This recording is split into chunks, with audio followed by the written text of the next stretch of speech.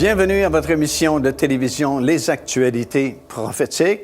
Nous sommes en train d'étudier la possibilité de construction d'un troisième temple sur l'esplanade du temple à Jérusalem. Et nous avons examiné ensemble différentes choses à partir du tabernacle, le premier tabernacle qui a été construit dans le désert après la sortie d'Égypte du peuple d'Israël en route vers le pays de Canaan, jusqu'à la construction du premier temple, puis du deuxième temple, qui tous deux ont été détruits. Et la situation actuelle, c'est qu'il y a beaucoup d'organisations en Israël qui font la promotion de la construction d'un troisième temple et qui ont déjà fabriqué tous les ustensiles, les vases et même les vêtements des sacrificateurs pour pouvoir commencer les sacrifices dès l'instant où ce temple-là sera construit. La principale organisation, comme je mentionné, c'est sans doute l'Institut du Temple à Jérusalem. Comme j'ai dit, on a eu l'occasion de visiter cet endroit très peu de temps après sa fondation en 1988. Nous avons été parmi les premiers groupes à pouvoir visiter l'endroit. C'était tout petit à l'époque parce que, bien sûr, ils commençaient leurs travaux. Il n'y avait que quelques items qui avaient été fabriqués. Mais aujourd'hui, au moment où on enregistre cette émission de télévision, je vous le dis, absolument tout a été fabriqué déjà. Les seules choses qui leur manquaient ces dernières années, c'était le fameux chandelier, l'immense chandelier à 7 branches qui était en or massif et qui était construit, selon la Bible, sans aucune soudure. Et on avait beaucoup de difficultés à comprendre comment on pouvait construire un si gros chandelier sans qu'il y ait aucune soudure. Mais il y a plusieurs années déjà, aux États-Unis, on a trouvé le procédé par lequel on pouvait faire une telle chose. Et il a été construit, il est même exposé à l'extérieur de l'esplanade du Temple, face au mur de lamentation. Lorsque vous visitez Israël, vous pouvez le voir en exposition. Il est bien sûr protégé sous un dôme de verre, mais il est là, vous pouvez le voir. On ne savait pas comment faire la purification des prêtres parce que, selon la Bible, dans le livre des Nombres, il y avait ce sacrifice-là inhabituel d'un animal femelle, la jeunesse rousse, dont les cendres servaient pour différents besoins. Par exemple, si quelqu'un touchait un mort, il devait être purifié et c'est avec les cendres de la dernière génisse rousse qu'on pouvait faire cette purification-là. Et surtout, le souverain sacrificateur, une fois par année, devait faire cette purification-là vis-à-vis les prêtres, les sacrificateurs, qui, à la fête du Yom Kippour, terminait l'année et devait commencer une nouvelle année de service dans le temple. Ils devaient être purifiés et on les purifiait grâce aux cendres de cette dernière génisse rousse qui avait été offerte en sacrifice et on saupoudrait les cendres de cette génisse rousse-là dans de l'eau qui provenait de la piscine ou du réservoir de Siloé et symboliquement, les prêtres étaient purifiés et pouvaient commencer une nouvelle année de sacrifice. Et jusqu'à récemment, quand même, juste quelques années passées, on n'avait plus ce type d'animal en Israël. Et bien sûr, on a perdu la trace des dernières cendres, de la dernière génisse rousse qui avait été offerte en l'an 70 lors de la destruction du temple. Mais on a maintenant des génisses rousses en Israël, comme vous le savez sans doute, et on pourrait faire la purification des prêtres si besoin était. Il y avait l'autel des sacrifices qui n'avait pas encore été construit, mais c'est fait maintenant. Cet autel-là a été bâti dans la région de Mitzpé, Jéricho.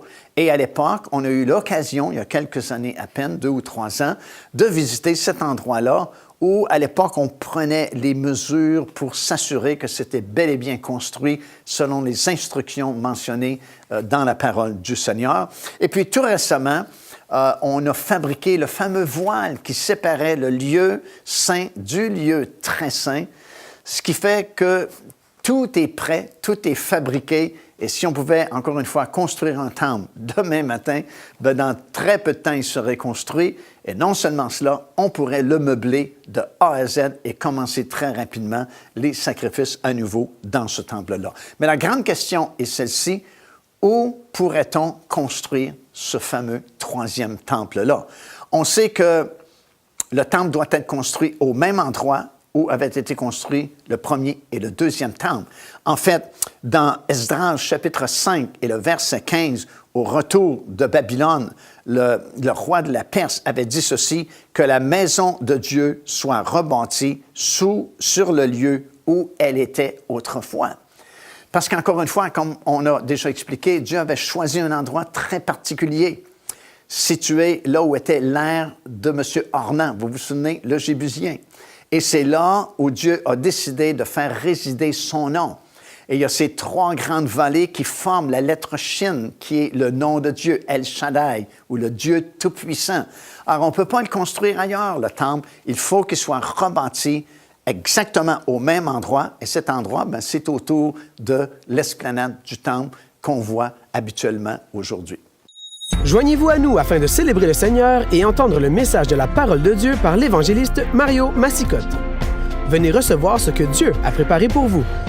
Visitez notre site web www.paindevie.org afin de connaître notre itinéraire. Alors la question est, où est-ce qu'on pourrait bien construire ce fameux troisième temple-là? Si on examine la situation attentivement, il y a quand même 4 possibilités où on pourrait construire ce temple. On pourrait le construire soit au sud de l'esplanade du temple, on pourrait le construire là où se trouve le dôme du rocher, on pourrait le construire au nord du dôme du rocher, sur cet espace qui est vide et face à la montagne des Oliviers, ou comme tout récemment on a entendu dire, à l'endroit où était la cité de David, c'est-à-dire au sud complètement de l'esplanade du temple. Il y a ces 4 possibilités-là. La première possibilité, au sud de l'esplanade, dans ce sens entre le dôme du rocher et la mosquée d'Al-Aqsa, qui, elle, est située au sud du dôme du rocher, c'est une possibilité, mais qui a été écartée au cours des années parce qu'il semble que c'est vraiment pas possible qu'un temple juif soit bâti à cet endroit-là. En 1979, le père Bellarmino Baghetti a publié un ouvrage intitulé « Recherche sur le site du temple à Jérusalem ». Et dans son livre, il a conclu que l'ancien temple était situé justement au sud, entre le dôme du rocher et la mosquée d'Al-Aqsa. Toutefois, cette théorie a été rejetée plus tard parce qu'après avoir fait plusieurs recherches, on s'est rendu compte qu'il n'y avait vraiment pas assez d'espace entre le dôme du rocher et la mosquée d'Al-Aqsa pour y construire un temple. La deuxième possibilité serait de construire le temple là où se trouve le dôme du rocher. Et en réalité, c'est pas mal la position la plus populaire encore aujourd'hui.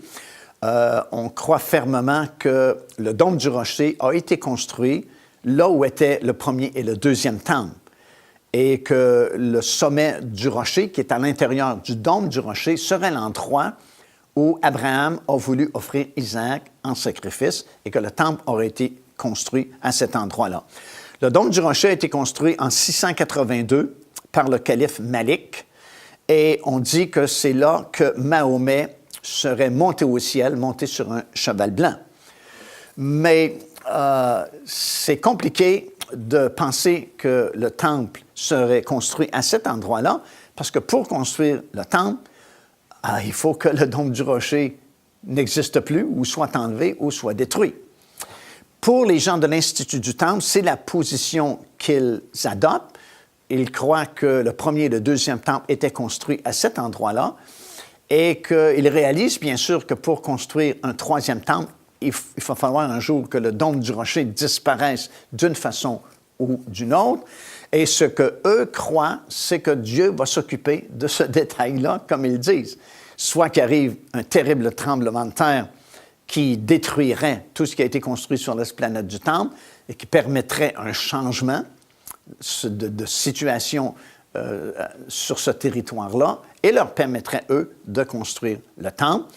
Ou qu'il y a une guerre qui va arriver, puis qu'il y a un missile qui va tomber sur le dôme du rocher qui va le détruire, et ça va permettre la construction du troisième temple à cet endroit-là.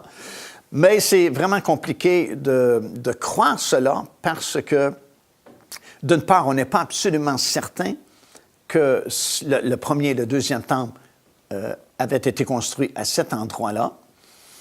Et deuxièmement, comme je viens d'expliquer, pour construire un temple, il faut que le dôme du rocher soit enlevé. Et dès l'instant où vous touchez au dôme du rocher, vous avez une guerre mondiale qui vous éclate entre les mains.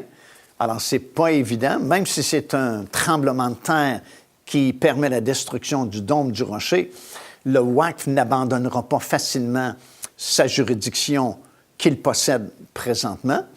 Alors, ce n'est pas évident d'adopter cette position-là, que le temple pourrait être construit à l'endroit où se trouve le dôme du rocher. De plus, c'est que vous savez, on dit que le sommet du rocher qui est à l'intérieur du dôme du rocher serait l'endroit où Abraham a voulu offrir son fils Isaac en sacrifice et que c'est pour ça que le temple a été construit là, parce que vous vous souvenez qu'Abraham, tout de suite après l'intervention de Dieu, qui a permis à Abraham de voir un bélier qui était pris par les cornes dans le buisson, tout près du rocher, bien, ce buisson-là n'était pas sur le rocher, mais il était à côté du rocher. Et Abraham a construit un autel pour remercier Dieu de son intervention et sauver la vie de son fils Isaac. Et logiquement, c'est justement à l'endroit où le bélier est apparu qu'il a dû construire l'autel, plutôt que de la construire sur le rocher où il offrait son fils Isaac en sacrifice, puisque l'intervention, la grâce de Dieu est venue par ce bélier dont il était pris par les cornes dans le buisson. Alors, logiquement, Abraham a dû construire cet autel autour, ou tout proche, ou à même les buissons dans lequel le bélier est apparu. Alors, vous voyez, on n'est pas absolument certain à 100% que le premier et le deuxième temple aient été construits au-dessus du dôme, au-dessus du rocher, plutôt, qui est à l'intérieur du dôme du rocher, ou plutôt construits juste à côté, ce qui donnerait une autre possibilité que de plus en plus de gens croient aujourd'hui, c'est-à-dire juste au nord du dôme du rocher, où vous avez curieusement ce grand espace vide, à partir de l'est jusqu'à l'ouest complètement de l'esplanade du temple, qui est resté vide depuis ces nombreuses années, comme si Dieu se gardait quelque chose pour construire d'autres choses un jour. Et si on pense plutôt qu'Abraham avait construit cet autel dans le buisson où le bélier est apparu, bien, ce serait logique que le premier et le deuxième temple aient été construits justement au nord du dôme des rochers et que le troisième temple soit construit exactement au même endroit, c'est-à-dire dans cet espace vide qui existe encore aujourd'hui. Procurez-vous cet enseignement disponible dès maintenant sur notre site web au www.paindevie.org. En visitant notre boutique web, vous pourrez commander ou même télécharger les enseignements. Vous trouverez aussi plusieurs autres produits contenant des centaines de sujets pour votre édification. De façon plus détaillée à cette possibilité que le troisième temple soit construit au nord du dôme du rocher, sans toucher au dôme lui-même, mais construit sur cet espace vide qui existe depuis très longtemps et qui part de l'est de l'esplanade du temple et s'en va jusqu'à l'ouest complètement de l'esplanade. J'aimerais souligner une autre possibilité qui a attiré notre attention récemment, alors que certaines personnes ont fait des fouilles autour de l'esplanade du temple et quelqu'un vient de publier un livre qui s'intitule justement « Le Temple », où il était situé autrefois. Et à cause des fouilles qui ont été faites et puis des investigations que ces gens-là ont conduites, ils ont pensé que le premier et le deuxième temple avaient été construits dans la cité de David. Et la cité de David est située au sud complètement, sud-est, si vous voulez, de l'esplanade du temple, là où était la résidence de David, le palais de David, qu'on pense avoir retrouvé les ruines il y a quelque temps déjà maintenant. Et l'auteur de ce livre-là en conclut que le premier et le deuxième temple étaient construits plutôt là et que la forteresse d'Antonia couvrait tout l'espace de l'esplanade du temple. un petit peu plus haut.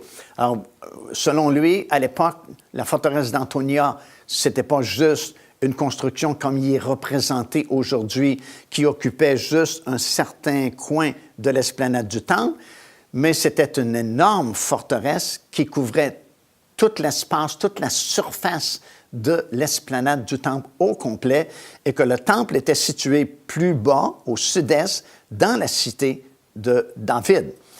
Mais lui-même en conclut que le troisième temple ne pourrait pas être construit dans la cité de David, à cet endroit-là, mais sera sans doute construit sur l'esplanade du temple. Alors, je voulais vous le souligner quand même parce qu'on en parle de plus en plus récemment. Alors, il reste une possibilité, parce qu'on a éliminé au sud, entre le Dôme du Rocher et la mosquée de l'Aqsa, on a presque éliminé aussi la possibilité d'enlever le Dôme du Rocher pour y construire un temple. Dans la cité de David, c'est vraiment pas possible non plus aujourd'hui. Il reste cette possibilité-là de construire le temple sur ce grand espace vide qui est juste enligné avec la porte dorée, qui, elle, est enlignée avec la montagne des Oliviers, à partir de l'est, où se trouve la montagne des Oliviers, jusqu'à l'extrémité de l'esplanade du temple, à l'ouest complètement. Et c'est grâce à un mathématicien et un archéologue israélien du nom de M. Kaufman, qui a fait beaucoup de recherches concernant l'emplacement du premier et du deuxième temple, que plusieurs en sont venus à cette conclusion-là, que le temple se reconstruit à cet endroit-là. Il y a bien des raisons. Une des raisons principales, et ce qui a motivé surtout au début M. Kaufman, c'est à l'occasion de sa lecture quotidienne de la Bible, il est tombé dans ce passage-là, dans Ézéchiel chapitre 8, je pense que c'est le verset 16, où nous lisons qu'une cinquantaine d'hommes adoraient le soleil face dos au temple. Alors il s'est dit, le soleil, s'il l'adorait, le soleil se lève toujours à l'est, et puis s'il faisait dos au temple, c'est que le temple était construit face à l'est, face au soleil levant. Et il a commencé à faire des fouilles et des recherches. À l'époque, c'était plus facile qu'aujourd'hui. Et puis, il a découvert plusieurs choses qui semblent confirmer sa théorie que le premier et le deuxième temple étaient bel et bien construits sur cet emplacement-là. Une autre raison qui a été invoquée, c'est qu'une fois par année, le souverain sacrificateur devait faire la purification des prêtres, comme j'ai déjà mentionné, et devait faire l'aspersion en direction du sanctuaire avec le sang des animaux qui avaient été offerts en sacrifice.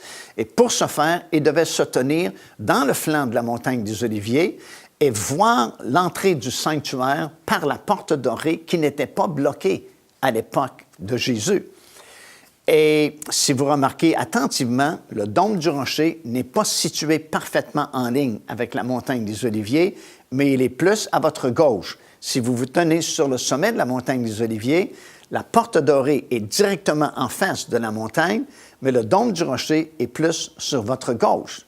Et ce que vous avez exactement en face de vous, c'est non seulement la porte dorée, mais tout de suite de l'autre côté, vous avez ce grand espace vide, et à l'extrémité de l'espace vide, vous avez ce qu'on appelle le dôme des tablettes, ou le dôme des esprits, qui traditionnellement marquerait l'endroit où était situé le lieu très saint. Alors, le lieu très saint était à l'extrémité complètement à l'ouest, puisqu'il y avait au tout début l'entrée du tabernacle, il y avait l'autel des reins, le lavoir, et puis vous aviez la construction elle-même du temple, le lieu saint, le voile et le lieu très saint à l'extrémité complètement, à l'ouest complètement. D'ailleurs aussi, on a retrouvé ce qu'on appelle la porte de Warren, qui est située à l'ouest, là où se trouve le mur des lamentations. Ça, c'est le mur de l'ouest. En anglais, on l'appelle « the Western Wall ». Et cette porte-là, c'était la porte par laquelle les prêtres, les sacrificateurs pouvaient entrer vers le temple qui était situé à proximité à ce moment-là. Et encore aujourd'hui, on considère que la porte de Warren, c'est l'endroit le plus proche du lieu très saint. Et c'est pourquoi beaucoup de Juifs pieux vont se recueillir à la porte de Warren et prient en direction du lieu très saint. Le dôme des tablettes, le dôme des esprits également, c'est vraiment très intéressant parce qu'il est situé exactement à l'endroit où il devrait être situé. Et même s'il a été construit par les Arabes il y a plusieurs années passées, on l'a construit dans la connaissance que cet endroit marquait un endroit vraiment particulier. Et c'est pourquoi on l'appelle le dôme des tablettes, faisant référence aux tablettes de la loi que Dieu avait donnée à Moïse, ou le dôme des esprits, signifiant que quelque chose de surnaturel se passait à cet endroit-là.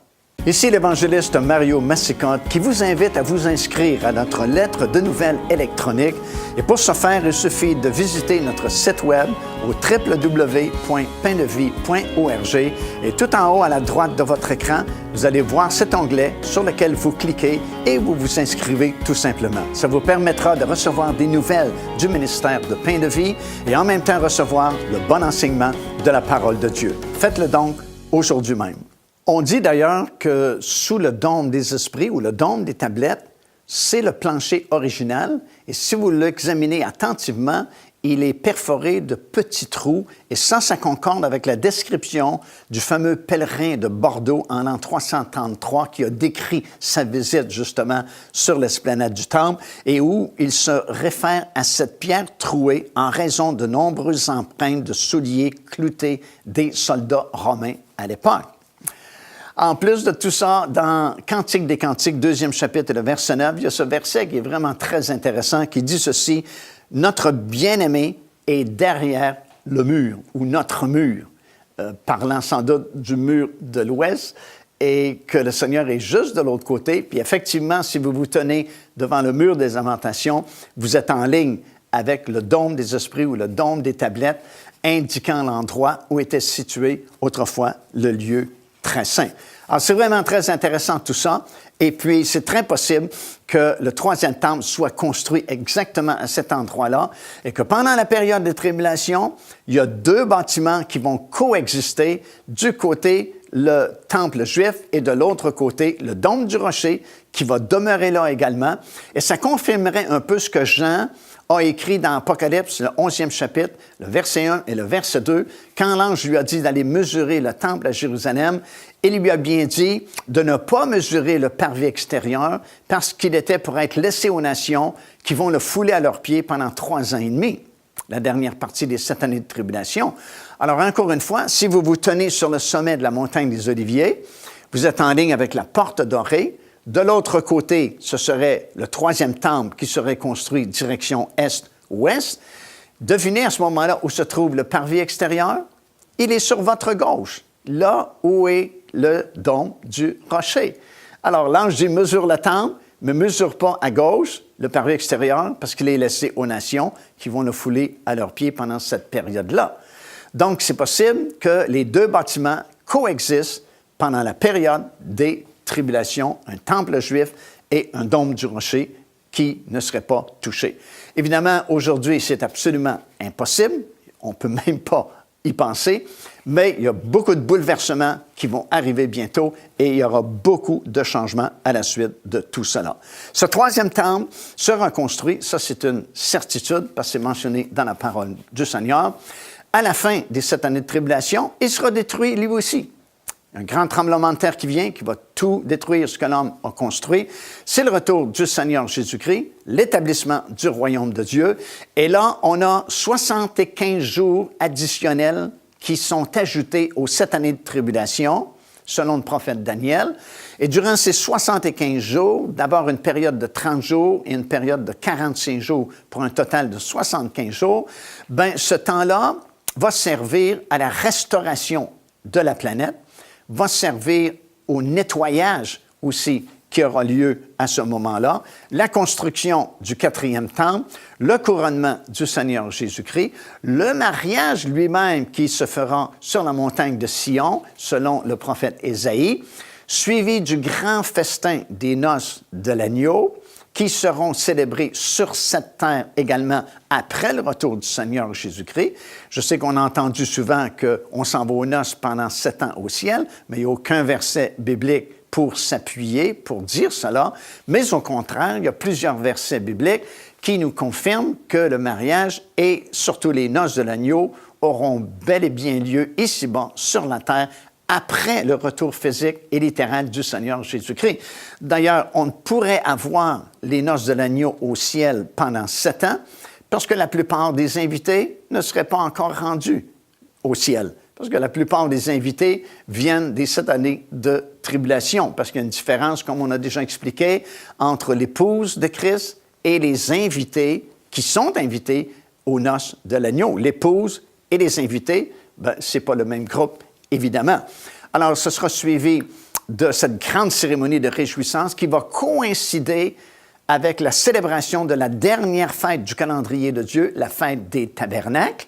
Et à l'occasion de la fête des tabernacles, la Bible disait que c'est le temps de se livrer entièrement à la joie parce que toutes les moissons sont récoltées et c'est le temps de se reposer et de se réjouir. Puis c'est le règne de 1000 ans, la cérémonie d'ouverture du règne de 1000 ans, le millénium, qui va suivre avec les instructions que nous allons recevoir de la part du Seigneur Jésus-Christ. Et puis, durant ce temps-là, il y a un 4e temple qui sera construit, qui lui aussi va disparaître à la fin des 1000 ans, parce que là, à la fin des 1000 ans, ce sont de nouveaux cieux et une nouvelle terre qui seront rénovées par le feu, et il y a une nouvelle Jérusalem qui va descendre du ciel et va s'établir à tout jamais sur cette nouvelle terre. Et là, la Bible dit, il n'y aura plus de temple, parce que Dieu lui-même sera le temple de la ville, et sa gloire va éclairer la ville au complet de la Nouvelle Jérusalem, qui va devenir notre quartier général, notre demeure éternelle. Et nous allons régner avec le Seigneur Jésus-Christ dans un monde nouveau qui va débuter. Ce sera comme le Jardin d'Éden qui sera reconstitué et qui ne changera plus jamais. Alors, ça vaut la peine de persévérer et d'être là avec le Seigneur pour l'éternité. Car Dieu a tant aimé le monde qu'il a donné son Fils unique, afin que quiconque croit en lui ne périsse point, mais qu'il ait la vie éternelle. Téléchargez gratuitement l'enseignement « Le salut, c'est quoi ?»